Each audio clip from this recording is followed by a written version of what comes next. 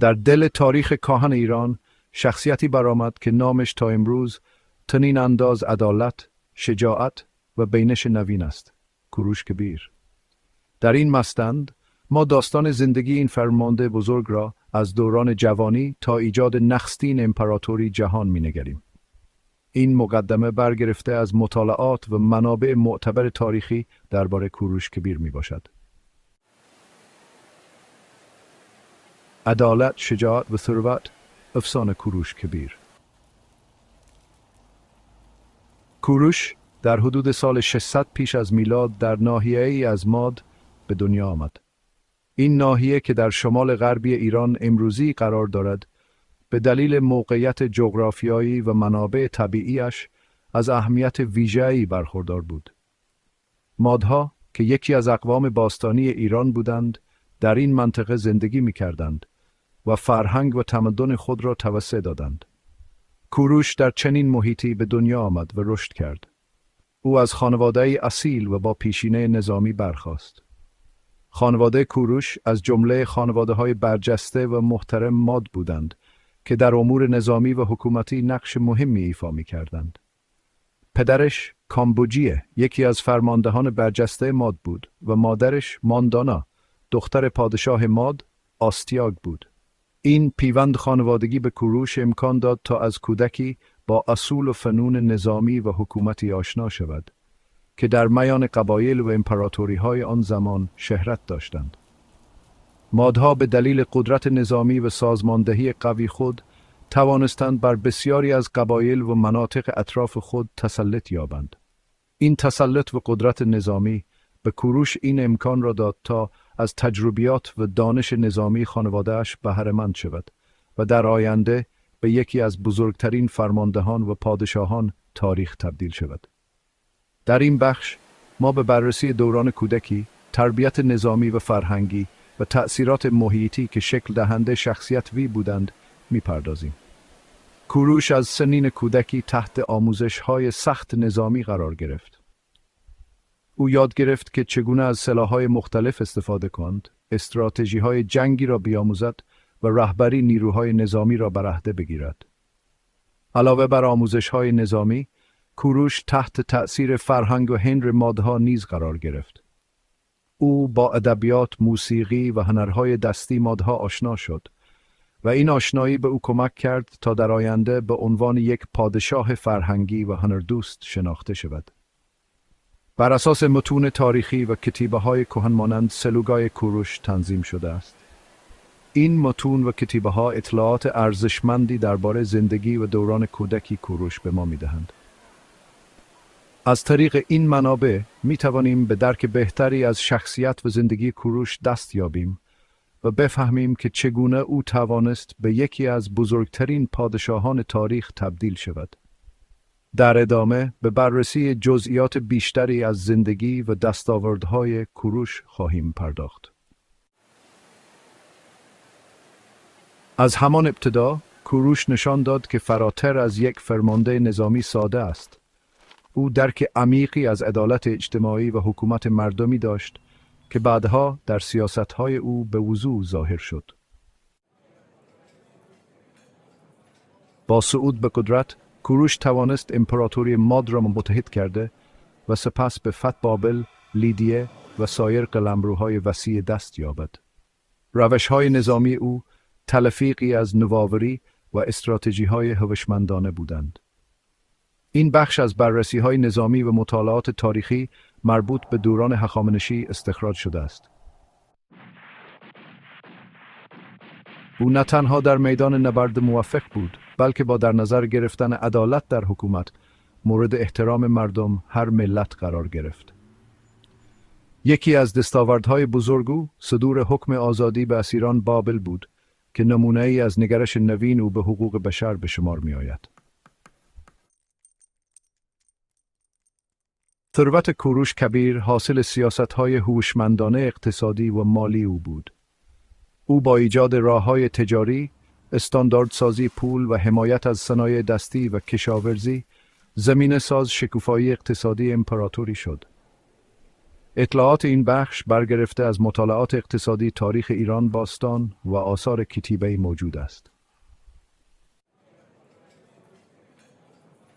از طریق ساخت زیرساخت‌های اقتصادی و تشویق به تبادل کالا، کوروش توانست ثروت قابل توجهی را جمع آوری کند که موجب پایداری و گسترش امپراتوریش گردید. این ثروت نه تنها برای امور نظامی بلکه برای ارتقای سطح زندگی مردم نیز استفاده می‌شد. یکی از ویژگی‌های برجسته کوروش سیاست‌های عادلانه و پذیرش تنوع فرهنگی بود. او فرهنگ‌ها و مذاهب مختلف را در امپراتوری خود محترم شمرد و با ایجاد سیستم‌های اداری کارآمد پایه‌های یک حکومت چند ملیتی مدرن را بنا نهاد. این بخش بر اساس تحلیل‌های فرهنگی و اجتماعی متون تاریخی و کتیبه‌های کوروش تنظیم شده است. سیاست‌های او از جمله صدور فرمان آزادی برای اسیران، پذیرش اقوام و احترام به سنت‌های محلی نه تنها باعث اتحاد در امپراتوری شد، بلکه الگوی حکومتی برای نسل‌های بعدی محسوب می‌شود. فتح سرزمین‌های وسیع توسط کوروش کبیر که به عنوان یکی از بزرگترین فرماندهان نظامی تاریخ شناخته می‌شود، نه تنها مرزهای سیاسی را تغییر داد، بلکه تأثیرات ژئوپلیتیکی عمیقی بر منطقه گذاشت. کوروش کبیر با استفاده از روش‌های نوین نظامی و مدرن‌ترین تاکتیک‌های زمان خود، امپراتوری بنیاد نهاد که همواره در خاطر تاریخ باقی خواهد ماند. او با بهره‌گیری از استراتژی‌های هوشمندانه و توانایی‌های دیپلماتیک توانست اتحادهای قدرتمندی را با دیگر ملل برقرار کند و از این طریق پایه‌های امپراتوری خود را مستحکم سازد. کوروش کبیر با فتح بابل، یکی از بزرگترین شهرهای جهان باستان، نشان داد که نه تنها یک فرمانده نظامی برجسته است، بلکه یک رهبر باهوش و مدبر نیز می باشد. او با احترام به فرهنگ‌ها و ادیان مختلف توانست دلهای مردم فتح شده را به دست آورد و از این طریق ثبات و امنیت را در سرزمین‌های تحت فرمان خود برقرار کند. تأثیرات ژئوپلیتیکی کوروش کبیر به حدی بود که حتی پس از گذشت قرنها هنوز هم در منطقه احساس می شود. او با ایجاد یک سیستم حکومتی منظم و کارآمد پایه‌های یک امپراتوری بزرگ را بنا نهاد که تا مدت‌ها پس از مرگش نیز به قوت خود باقی ماند. کوروش کبیر با استفاده از روش‌های نوین نظامی توانست ارتشی قدرتمند و منظم را تشکیل دهد که در برابر دشمنانش بی همتا بود. او با بهره‌گیری از تاکتیک‌های پیشرفته و تجهیزات نظامی مدرن توانست پیروزی‌های بزرگی را به دست آورد و سرزمین‌های وسیعی را به امپراتوری خود اضافه کند.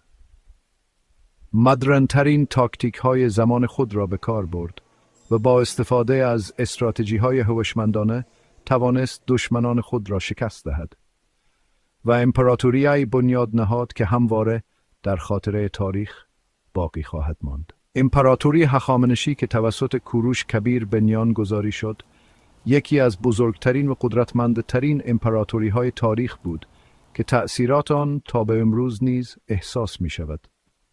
این امپراتوری با داشتن یک سیستم حکومتی منظم و کارآمد توانست ثبات و امنیت را در سرزمین‌های تحت فرمان خود برقرار کند و از این طریق پایه‌های یک تمدن بزرگ را بنا نهد. این بخش با استناد به منابع نظامی و مطالعات ژئوپلیتیکی دوره هخامنشی تدوین شده است. منابعی که نشان می‌دهند چگونه کوروش کبیر با استفاده از استراتژی‌های هوشمندانه و توانایی‌های دیپلماتیک توانست امپراتوری بزرگ و قدرتمند را بنا نهد که تأثیرات آن تا به امروز نیز احساس می‌شود. پیروزی‌های نظامی او همراه با سیاست‌های عادلانه تضمین کننده ثبات و رونق اقتصادی در سراسر امپراتوری بود و زمینه ساز انتقال دانش و فرهنگ بین ملت‌ها گردید. میراث کوروش کبیر فراتر از مرزهای جغرافیایی و زمانی است. او به عنوان نماد عدالت، شجاعت و بینش مدیریتی شناخته می شود که الهام بخش حکمرانان و اندیشمندان در سرتاسر جهان بوده است. این بخش بر مبنای بررسی‌های تاریخی، مطالعات مقایسه‌ای و تحلیل‌های فرهنگی تدوین شده است. کوروش با سیاست‌های انسانی و نظامی خود توانست مفهومی نو از حکومت و عدالت ارائه دهد که تا به امروز درس بزرگی برای تمدن‌های بشری به شمار می‌آید. داستان کوروش کبیر داستان یک رهبر بزرگ است که با دیدگاهی متفاوت به حکومت و عدالت امپراتوری نوین ساخت. او نه تنها ثروت و قدرت را به دست آورد، بلکه میراثی از ارزش‌های انسانی و اجتماعی به جا گذاشت. نتیجه‌گیری این مستند بر اساس تجزیه و تحلیل جامع منابع تاریخی و فرهنگی ارائه شده است. امیدواریم این سفر تاریخی افقهای جدیدی از درک عدالت، شجاعت و نوآوری را در ذهن شما بگشاید. در این مستند ما به بررسی عمیق تاریخ و فرهنگ ایران باستان می‌پردازیم. از دوران هخامنشیان تا ساسانیان، هر دوره از تاریخ ایران پر از داستان‌های شگفت‌انگیز و آموزنده است. کوروش کبیر امروز به عنوان نمادی از اتحاد و ثبات در تاریخ جهان باقی مانده است. او نه تنها یک فرمانده بزرگ بود، بلکه یک رهبر با دیدگاه‌های انسانی و عدالت محور نیز بود. در این مستند ما به بررسی زندگی و دستاوردهای کوروش کبیر می‌پردازیم و نشان می‌دهیم که چگونه او توانست امپراتوری بزرگی را با اصول عدالت و احترام به فرهنگ‌ها و ادیان مختلف بنا کند. نظرات و تجربیات خود را با ما به اشتراک بگذارید و این مستند را با دوستان و آشنایان منتشر کنید. پیام پایانی با الهام از ارزش‌های انسانی و درس‌های تاریخی کوروش تنظیم شده است. او به ما یادآوری می‌کند که در هر دوره‌ای از تاریخ ارزش‌های انسانی مانند عدالت، شجاعت و نوآوری می‌توانند راهنمای ما باشند. امیدواریم که این مستند بتواند شما را به تفکر و تأمل در مورد این ارزش‌ها و نقش آنها در زندگی روزمره‌تان وادار کند. با ما همراه باشید و به کشف تاریخ و فرهنگ غنی ایران بپردازید. این مستند تنها یک نگاه گذرا به گذشته نیست، بلکه یک سفر عمیق به درون تاریخ و فرهنگ یک ملت بزرگ است. از شما دعوت می‌کنیم که با ما در این سفر همراه شوید و از داستان‌های شگفت‌انگیز و آموزنده‌ای که در این مستند به نمایش گذاشته می‌شود لذت ببرید.